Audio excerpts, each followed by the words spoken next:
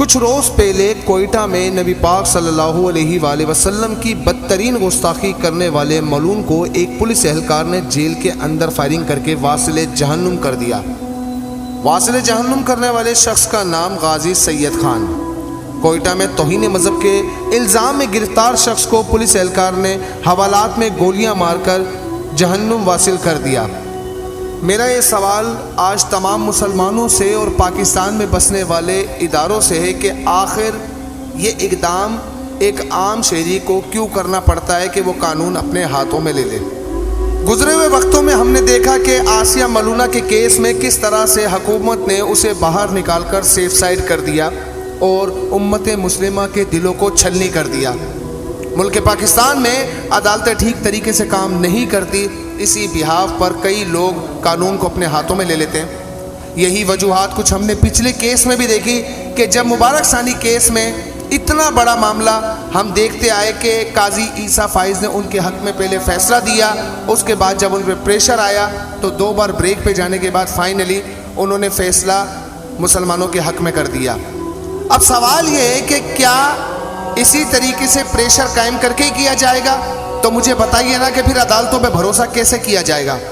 ملک پاکستان میں بسنے والا ہر ایک شخص نبی علیہ السلام کی محبت سے سرشار ہے۔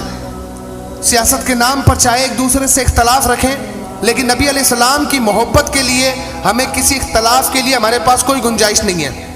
جب نبی علیہ السلام کی شان میں کوئی گستاخی کرے گا، چاہے وہ پشتو زبان بولتا ہو، چاہے وہ بلوچی زبان بولتا ہو، چاہے وہ پنجابی زبان بولتا ہو، پھر وہ چاہے اردو بولتا ہو، نبی علیہ السلام کی شان اقدس پہ پہرا دینے کے لیے ہر ایک شخص اپنی گردنیں لے کر حاضر ہے۔ لیکن ایسی نوبت آتی ہی کیوں ہے؟ اگر ادارے اپنا کام ٹھیک سے کریں تو شاید کسی کو غازی بننے کی ضرورت ہی نہ پڑے۔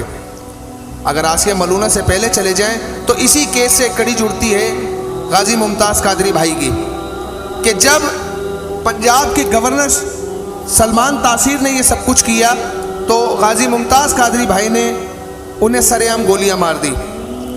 ہم سب کچھ برداشت کر سکتے ہیں، لیکن نبی علیہ السلام کی عزت پر حملہ برداشت نہیں کر سکتے۔ کیا اب بھی آپ لوگوں کو مزید ثبوت چاہیے؟ آپ طرح طرح سے یہ کوششیں کرنے پر مجبور ہیں، اور آپ ہر بار یہ دیکھتے ہیں کہ مسلمان اپنی جان کی بنا پرواہ کیے وہ اس آگ میں کود جاتا ہے کہ چاہے میں جل کر بھسم ہو جاؤں، میرا کچھ نہ بچے، میں سب کچھ قربان کر دوں، لیکن اپنے نبی کی عزت و حرمت پر آنچ نہیں آنے دوں گا۔ لیکن ادارے جس سختی کے ساتھ ناموس رسالت کے سپاہیوں کو ٹریٹ کرتے ہیں، ان گستاخوں کو ٹریٹ کیوں نہیں کرتے؟ آخر پاکستان میں یہ کس قسم کا معاملہ ہے کہ اسلامی جمہوریہ پاکستان ہونے کے باوجود یہ اسلامی جمہوریہ پاکستان میں سوشل میڈیا بھر دیتے گستاخیوں سے، کوئی نے کچھ نہیں کر پاتا، کوئی نے پکڑتا ہے تو لوگ کہتے ہیں کہ جی یہ بلاسفیمی کی آڑ میں سب کچھ کرتے ہیں۔ کب تک یہ تماشا چلے گا؟ یہ گستاخیاں کرتے ہیں، ان کے ثبوت پائے جاتے ہیں، تبھی کوئی اپنی جان کی، اپنی فیملی کی پرواہ کیے بنا اسے ٹھوک دیتا روڈ پر، کیونکہ عدالتیں، ادارے اپنا کام ٹھیک سے نہیں کرتے۔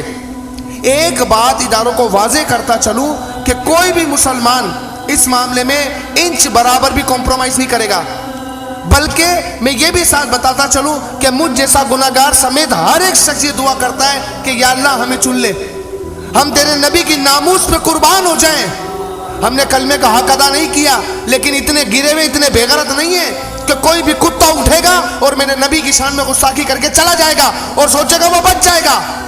اگر آسیہ ملعونہ بچ گئی تو یہ بات سبھی جانتے ہیں کہ جس طرح سے اس کو نکالا گیا، یہ وہ لوگ کان کھول کر سن لیں کہ اگر وہ یہ سوچتے ہیں کہ نبی علیہ السلام کی شان میں گستاخی کریں گے اور مسلمان برداشت کرے گا، تو یہ حال آپ پیچھے بھی دیکھ چکے ہو، آج کے دن بھی دیکھ چکے ہو، آنے والے وقتوں میں بھی دیکھ لو گے کہ مسلمان ایک انچ اپنے نبی کی حرمت پر کمپرومائز نہیں کرے گا۔ ہم تمام لوگ سلام پیش کرتے ہیں قاضی سید صاحب کو جنہوں نے یہ اقدام کیا۔ ہم سب کچھ برداشت کر سکتے ہیں، آپ کی مہنگائی برداشت کر رہے ہیں، آپ کے ٹیکسز برداشت کر رہے ہیں، آپ کا ہر ظلم برداشت کر رہے ہیں، لیکن یہ قطعاً برداشت نہیں کریں گے کہ کوئی میرے نبی کی شان میں اٹھے اور کتا بھونکے۔ پھر اس کتے کا حال یہی ہوگا جو اس شخص کا ہوا۔ السلام علیکم ورحمۃ اللہ وبرکاتہ۔